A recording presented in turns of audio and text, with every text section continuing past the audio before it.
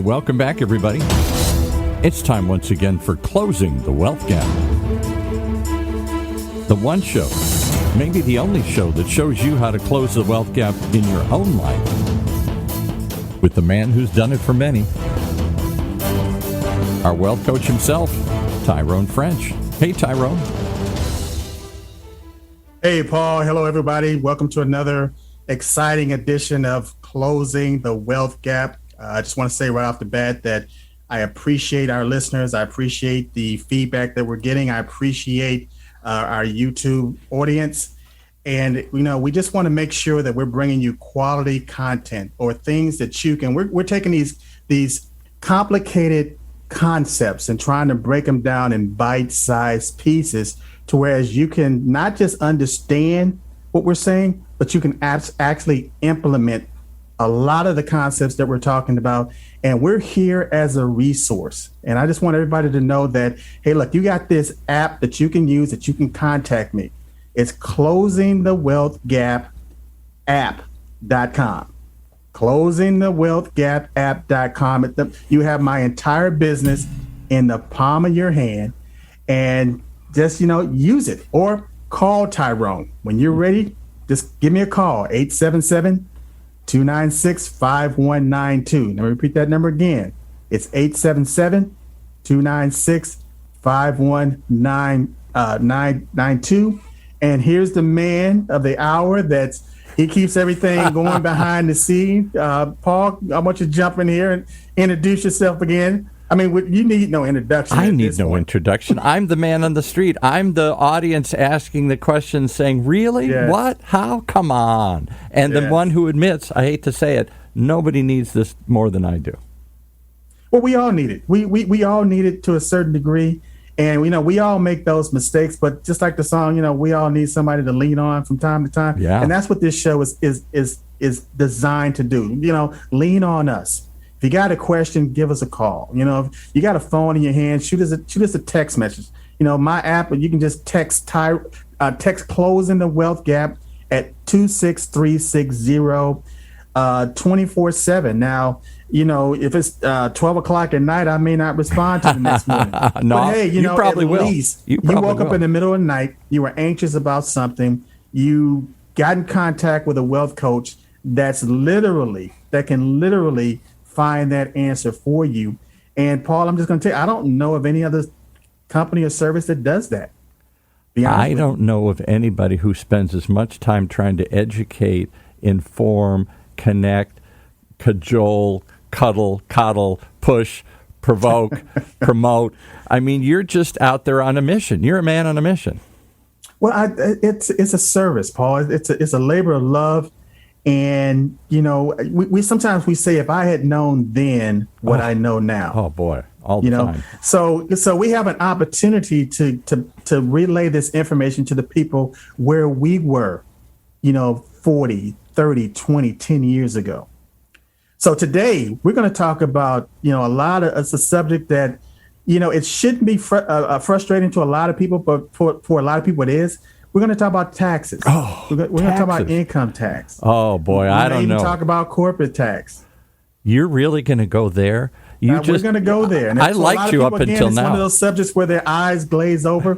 But once you understand how crucial, it's almost like, remember having the old, back in the 70s and 80s, you had the car key. In order to get into in order to open the door, you had to put the key in the door to open it. Yeah. Or able to start the car. Not that long ago. Yes, exactly. Yeah. So the car would go nowhere without having that key. And the taxes are a key element to your financial success. So here's my question, and let's bring in your guest first. And I got a question for him. Introduce your guest, and then I'll ask the first question. I'll let you guys run. Oh, here's the thing. My tax guy, Kafori. Now, a lot of people would assume that I'm saying he's my personal tax guy, but that's the name of his business. And that's what got my attention. Brilliant. My tax guy, Kafori. And I said, I got to meet this guy. I got to reach out to him. I got to find out, because just that marketing alone, it was interesting. And again, to talk about taxes, his name is Kafori Daye. Again, he's a tax expert, and he's somebody that I'll have a question, and I have a lot of other resources. But again, I would call him up, or I'd send him an email, I'd send him a text message, and he's the type of guy that said, you know what, that's a great question. Let me get back to you. And guess what? 100% of the time, he's always gotten back to me with the correct answer. So, Kafori, welcome to the show, sir, and introduce yourself. Thank you very much for having me on the show. How you doing? My name is Kafori Daye. And spell it for everybody who's trying to quickly Google you here. How do we spell Kafori, and how do we spell your last name? Okay, well, you can Google My Tax Guy Kafori. You spell it Keforie. That's the first name. Last name is Daye. You spell it Dhie. You can type in Kafori Daye or My Tax Guy Kafori, and that should pop up. Well, I love the name. We were both intrigued at how you came up with that. But before you tell us the backstory of how you got into this, let me ask you my overall question, and then I'll let you guys run. We spend so much time, we as business people, small business people, spend so much time writing a business plan, planning our business, getting the right location, getting the right website, creating our sales and marketing, maybe like Tyrone's doing, creating social media and content marketing and storytelling. A lot of effort on that, a lot of effort on sales and setup. I got to tell you, I spent absolutely zero time thinking about my taxes when I set this up. Was that common? And if it is, why is that such a problem? Well, for many people, taxes are complex, and that is very common. A lot of people get into business, they focus on how much money that they're going to make. Right. Exactly.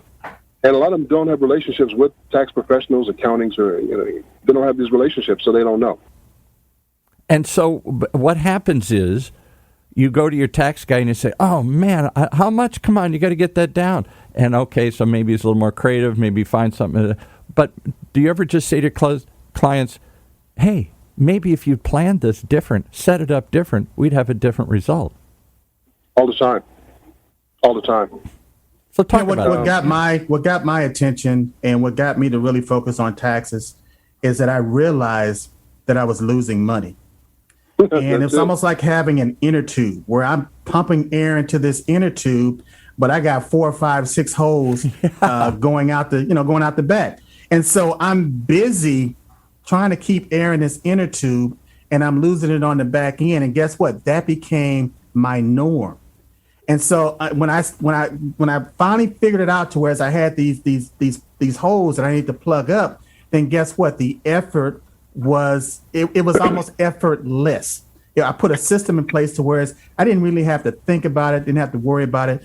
But my 2 cents on the show today is just to have people to change their mindset to say, or to even think that, hey, look, if I don't take care of this situation, I'm losing money on the back end, or I'm keeping money on the table that I could literally be putting back into my business or using it to enhance my lifestyle. So give us some idea. We're going to talk stories today. Give us some examples. That's the idea. I buy the idea. But when it comes to executing, I think that's not going to make that big of a difference, or it's too much effort, or I'll do it later. There's 100 reasons I put this off, mostly because I don't know how to do it. And I somehow think it's dry and boring and dull, and it's not going to pay off much. Does it have a dramatic result? If you set it up differently, do you get dramatically different results, or just marginally, just a little bit?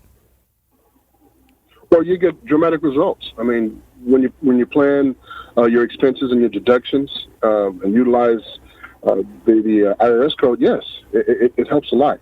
It's like anything else. You need to go in with a solid plan. So, Can you give me an example of one of your clients to whereas, they thought it was, this nightmare scenario, didn't want to do it because a lot of times when you think something is hard, it's difficult, you kind of procrastinate on it.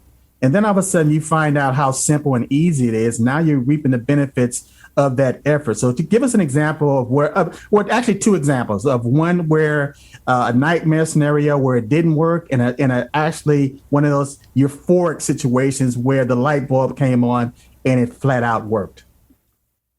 Well, I had a tax client, she didn't plan. And her expenses were off the charts, to be honest with you. And they could have been avoided if we had planned, if things had been allocated right, inform her of the tax deduction that she was entitled to. And I had another client with similar situations, and we planned, and she took advantage of the deductions, and it saved her $3,000. Give me a specific. As far as the backdrop of the story. What was she going through? What was the pain? Because a lot of times people don't address the issue until the pain is so severe. And I'll give you an example where I had this story with this guy. He was a salesman, door-to-door salesman, and he knocked on this one particular door, and got cussed out, and he was gonna, he was done for the day. He's like, I don't have to take this. But he was walking back to his car, and he saw this guy sitting on the porch. So he said, what, nothing ventured, nothing gained. Let me go ahead and, try to, pitch this guy. And, he's walking up to the door, and he saw this hound dog sitting on the porch. And so he went to introduce himself to the guy, and the dog was just moaning and groaning. And so again, he was trying to ignore the dog to get his pitch across. And then finally, he couldn't ignore the dog anymore. He said, sir, I noticed your dog has been moaning and groaning ever since I stepped up. He said, what's the problem? And he said, oh, that dog is just over there laying down on a nail. So the guy's like, he's laying down on a nail, then why don't he get up? He said, it doesn't hurt bad enough to get up. He said, it only hurts bad enough for him to moan and groan. So a lot of times we find ourselves in that position to whereas the pain is not severe enough to whereas we can go ahead and correct it. So I want to give us a scenario where somebody, you don't have to get to all the details, but just a scenario as far as somebody having that pain. They did the correction, and all of a sudden they're so thankful that they become a lifelong client. And what kinds of corrections? Give us, so what was the problem, what was the solution, and what was the outcome? I want to, because I get what you're saying, but I don't know. Is the pain bad enough? Is the solution simple enough for me to get off the nail? Well, a lot of times they don't know what they can deduct. They don't know what expenses they can use. For example, like business credit. Okay, so if you have business credit, you can write that off. I had a tax client that didn't know that. So I'm talking the interest on the credit card that they used. They didn't know that. So once I explained that to them, she was able to utilize that. The interest on the credit card. So I have a business credit card. I'm buying my supplies. I'm paying rent or whatever I do with this credit card here. And there's this, I guess, I think about it. There's a certain... Well, because it falls under the IRS code 162, being ordinary and necessary for the production of your business. It's an asset, so you can use that. So there's many deductions that a lot of people really don't know. And not only do they not know, but even if they know sometimes that they can make those deductions, they're afraid to do it. Yes, that's what I was going to say. Here's another thing that I want to bring up. It's just like a business loan. You go into business, you got this loan, and not knowing that you can deduct the interest from that business loan. So when you're paying back the loan, you're paying back principal and interest. And so a lot of people assume that they can't deduct 100% of that loan. But what you can do is, again, you can deduct the interest from the loan based on what the bank is charging you. So you're basically getting money for free, and you're using the tax code to do it. Is that correct? Yes, it is. It is. A few things that I would like to point out, too, that you were speaking. When they start up a business, they also can write off starting a DBA, filing a DBA, as well as their insurance and rent and lease fees. That's something that my clients really did not know. So basically what you're doing is when you're going into business, you're actually partnering with the government or basically with the IRS. And they have a playbook, they have a rule book. And they're saying as long as you abide by, they'll call it the tax code, as long as you abide by these rules, then you're going to get the benefit of it. However, conversely, if you don't abide by these rules, then we're going to penalize you for it. And it's kind of like somebody playing basketball. And they're going down there, they're just running down the court and they're not dribbling the ball, and they put it in the hoop and they're expecting 2 points. When the ref they wave it off because you didn't follow the proper guidelines and the rules to qualify to get the 2 points. So let me ask you another question here. So I file Schedule C self-employed business, and there's like, I don't know, not a lot of lines on there, maybe 8 or 10 or 12 lines. It's not a whole ton of them. And they're generic things like business expenses, car expenses, or whatever. It doesn't say your DBA. It doesn't say the interest on your credit card, business credit card. So it doesn't prompt me to think of these things. They're categories. And then my assumption is I either don't think of it, or I'm afraid to stick it in. I don't know if that's going to go in that bucket or this bucket or whatever. And so, and I don't even keep track of them. Is part of it the code? If it was a really complex form and had all these choices, I'd go down and check them all off. But because it's generic, I only think of generic expenses. Well, that's why you need to speak to someone like me, Paul. And not to be arrogant, but that's why you need a coach. Yeah. But go ahead, Ghaffari. Go ahead. Can I go back to what you said about the Schedule C and the interest? Sure. Well, as a matter of fact, on the Schedule C, Part 2 on line 16, you can deduct your interest. They do have a line for that. And also on line 23, it's for taxes and your license. So it is there. You would need to have someone that understands that would guide you through that. Obviously, Absolutely. it's not so me. Paul, kind of look at it like you're getting dressed in the morning, and you're putting on your belt, but you missed the belt loop in the back, and you wouldn't see it. So it would take somebody to come up to you and say, "Hey, look, you know what? You're missing the benefit of keeping your pants up by putting the belt through all the loops." And that's what Ghaffari brings to the table. He's able to look at somebody's situation and to identify where they're missing that loop.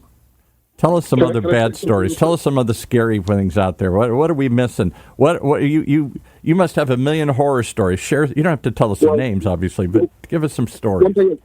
One thing I would like to say is, being a tax person, we don't have a good image. It's like we come in to take money from on that. We agree, right? Yes. I'm going to be honest with you. Before I started doing taxes, I was actually a client myself. I operated a commercial cleaning company, and one of my clients was a tax firm.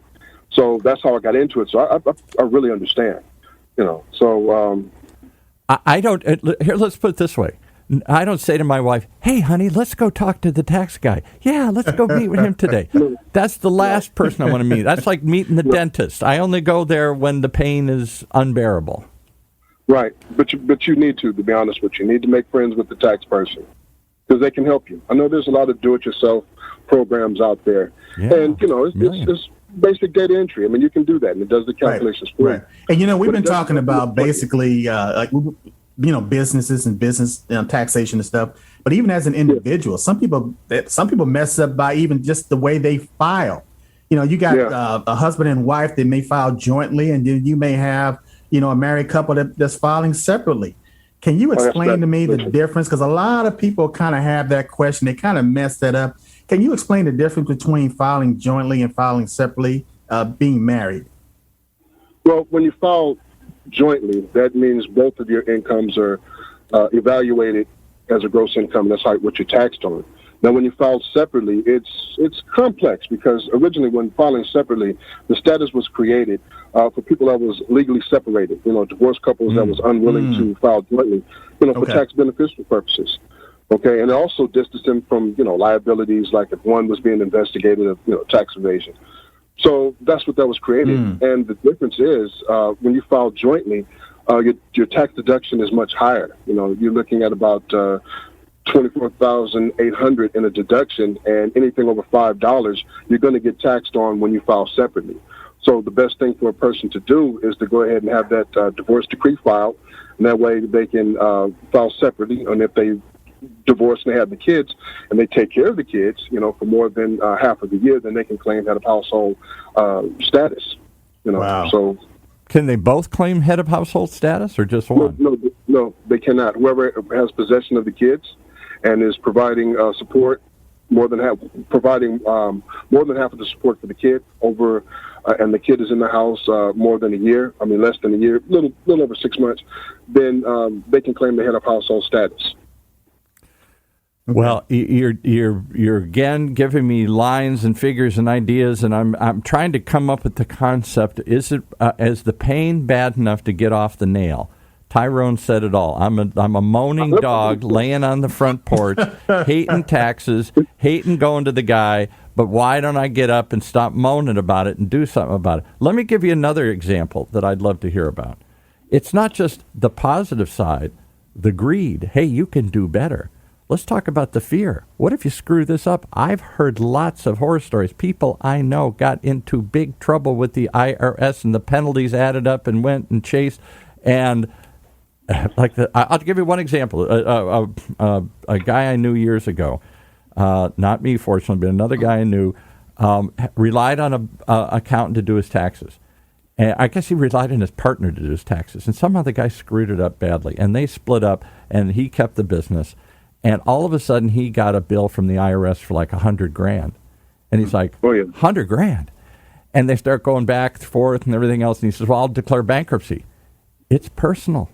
He couldn't declare bankruptcy on that. He was shocked. So he took him years. And the penalties are going so fast that it's almost like he could never catch up. Talk about, there must be lots of cases like that. If you do it bad, you can get into deep problems for a long time.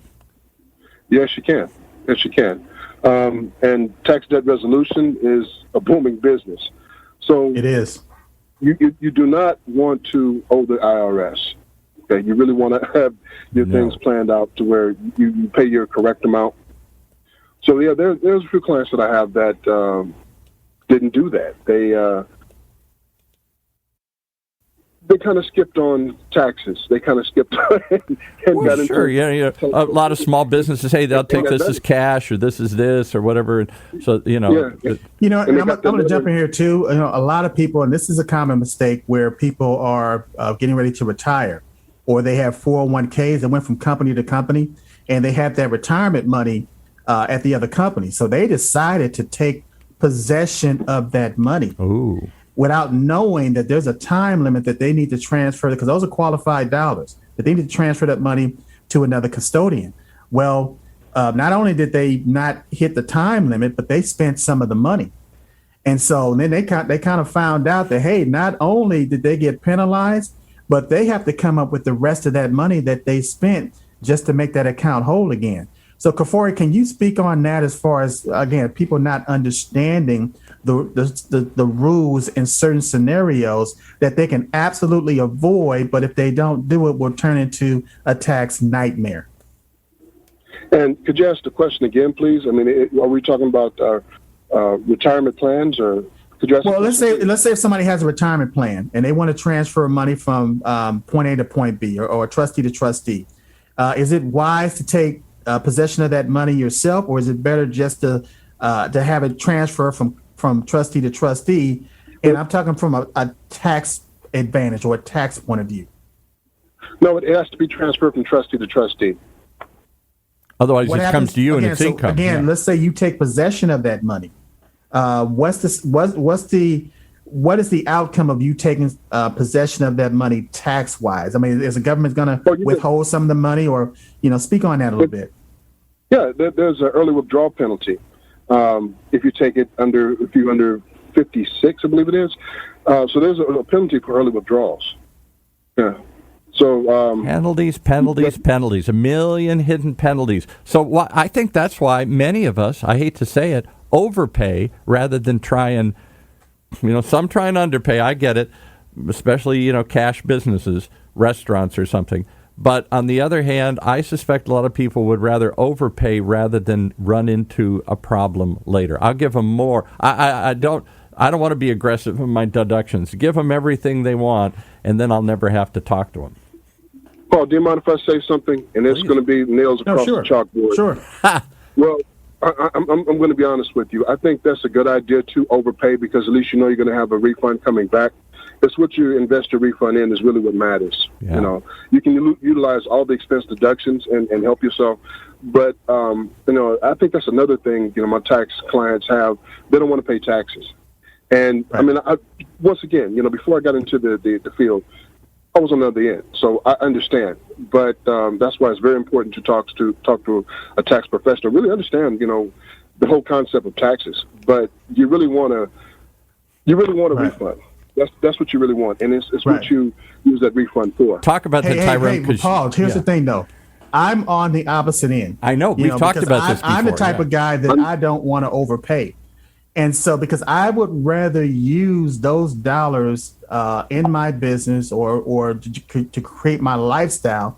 So, if I have to break even or pay the IRS, a couple of $100 for me, that's more satisfying because, again, I know that the dollars that I'm using, I'm contributing to the economy overall, whereas it's helping me to receive certain deductions. We had we had this debate on an earlier show. That's why I brought this up, because I remember you chastised me. My wife is one of those, just overpay, and then it's like Christmas. Oh, I get a big bonus. I get money back. Otherwise, she thinks she would have blown it. She probably would have.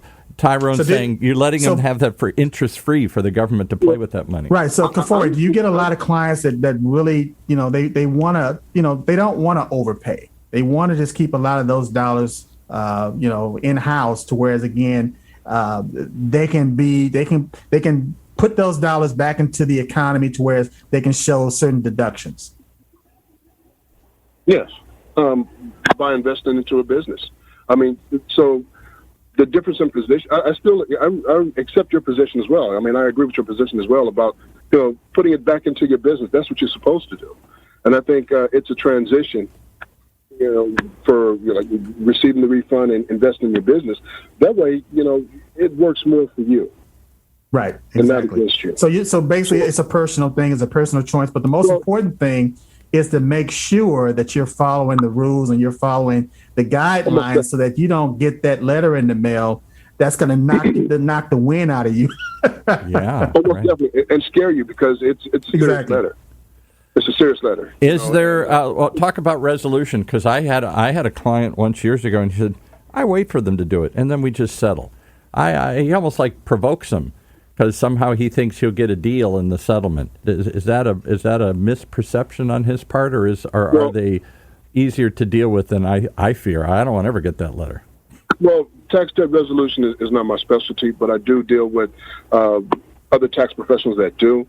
My understanding is, you can get on an offer and compromise, and I think reduce your tax debt by 30%. I think is what it is. But once again, I'm not a tax debt resolution specialist. And are you really? Well, I tell you what, I'll give you guys a personal story. It was years ago. I think it was back in the 90s. I started working for New York Life, right? And they had a box on the on that W-4, and I decided to go ahead and say, you know what, I'm going to go exempt. And knowing that I was going to be able to cover what I needed, whatever. But anyway, I get this bill. My tax guy didn't do my taxes the way this should have been done. And again, I was kind of hands off. I wasn't really paying attention to it. And I get this bill from the IRS saying I owed them $56,000. What? $56,000. And so I ended up going to tax resolution. This is over a period of time, because the fees and the penalties were adding up. And I went to tax resolution. Matter of fact, I'm going to give a shout out to Chapman College out there. Orange they County. got a tax resolution center out there, and it's a school for attorneys. And what they did was they had the attorneys, the students, took my case, and they represented me in tax court, the whole 9 yards. They did the briefs, they did everything, and so I went from owing them $56,000 to $12,000. Then they got it down to $1,200, where I had to pay them over 12 months. Yeah, that's cool. So, so tax resolution, it works. Yeah. But that's not the strategy. This is what was weird. This guy almost provoked it. He said that was his strategy. I'm going to start a fight every couple of years, and the assumption that I'm going to save money doing it. That seems like a high risk venture to me. Man, I just think you got better things to do with your time than trying to fight the IRS. That's me personally. Hello? Go ahead. I'm sorry, we were talking over you. So what I'm saying, if you're going to decide to go exempt, don't go no more than 6 months. And remember, you got to put that money back in there. You're saying that I don't want no taxes taken out of my pay for 6 months. It has to be taken out. You have to pay the taxes. Okay, yes. It has to happen. If not, then you're going to pay it at the end. You're going to owe. So, Well, we're no coming more- down to the last couple minutes here. We've given lots of positive things, how you can save money, scary things, how you can lose money. What do you tell people when they say, I don't want to, my head's spinning? People right now are listening saying, my head's spinning. I can't, my head's ready to explode. I can't handle it. Well, I'll say this. You need to get to know your tax person. So you can start by checking me out. You can follow me on Instagram or any social media platform, My Tax Guy Kifori. Google my name. If you're on LinkedIn, you can connect me on LinkedIn and read some of my articles, read some of my publications, get to know me. And if you have any questions, please reach out to me. I'd be more than happy to talk to you. And also, if you didn't get that information, because again, this is going to be streaming on YouTube. It's going to be, you're going to have contact with me, on my app. Just text Tyrone, text Closing the Wealth Gap to 36260. If you're at your laptop or your PC, just www.closingthewealthgapapp.com. And if you got a question for Kifori, just shoot me a message. I'll gladly relay that information or make sure that you guys get in contact. But don't sit there on that nail moaning and groaning. Get up and do something about That's this a pain. vivid image. I get it loud and clear. Well, take us out, Tyrone. This is fascinating stuff. We don't normally delve into these level of details, but I think we got to once in a while because this is where the rubber meets the road. This is where we got to get off the nail and go and start living life rather than moaning about it. Well, it's all closing the wealth gap, and we want to bring quality, and not just how to, because the knowledge is not going to do it for you. Just knowing what to do, that doesn't work. No. We got this. There's a 7-step process that I use, for everything. And everything starts with the word. If you don't like the word, then just think thought. It begins with a thought. It begins with an idea. It begins with a vision. And that vision turns into whereas you can hear it, that's the first step. You have to hear. We're giving you quality content that you can hear. Then you have to believe that you can apply it. That's you have the tough to believe that, hey, if somebody else can do it, then I can do it too. Then you have to have the conviction to start speaking it. Start telling other people that, you're coming out of debt. You're coming through. You're going to take care of, you're going to resolve these situations that's been just gnawing at you. And Commitment. then once you start speaking it, you believe it, then you act on it. And we're not telling you to eat the whole elephant in one sitting. Just one bite at a time. Clean it up one day at a time. And once you get going, then you have to persist. You persist until that thing manifests. And that's the 7th step, which is it manifests. And it has to happen. And then you have to, which is the 7th step, which is rest. And so I can't rest because I'm always scared. I'm always being chased. I'm always behind the curve. The gap's getting bigger. The rich are getting richer. And I just sometimes give up and lay on the nail and just moan about it. Well, again, if you listen to this show enough, you're going to go through the 7 steps. You're going to go through the process. And I'll give you something to think about. Even when you look at the Bible. And again, I'm not a religious person. I'm not that guy that you're going to see in church all the time, but I read this book, this manual, this it to a T. It describes if you want to be successful in life, there are just certain principles and certain laws that you have to follow. And so, even when you look in the Genesis story about the creation, what did God do on the 7th day, Paul? Last time I read it, he rested. He rested.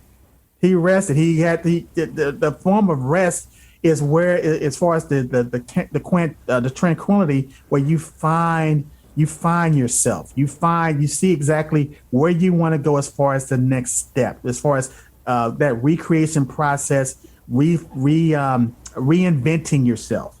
So again, we're going to keep on bringing you these shows, quality content. If there's certain ideas that you want, or certain topics that you want to hear, shoot us an email, shoot us a text message. But again, get that app. My business is literally in the palm of your hand, and we're going to help you to close the wealth gap in your life, but not just your life, but in the lives of your loved ones for generations and generations to come.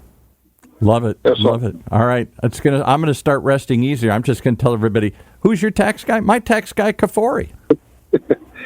Thank you. I got Exactly. your back. All right, thanks. Thank you. I appreciate being on the show. Thank you. Thank you, Kavori. That's our show for this week. Closing the Wealth Gap. The one show, the only show that shows you how to take control of your financial future. Right here in Orange County's only community radio station, OCTalkRadio.net.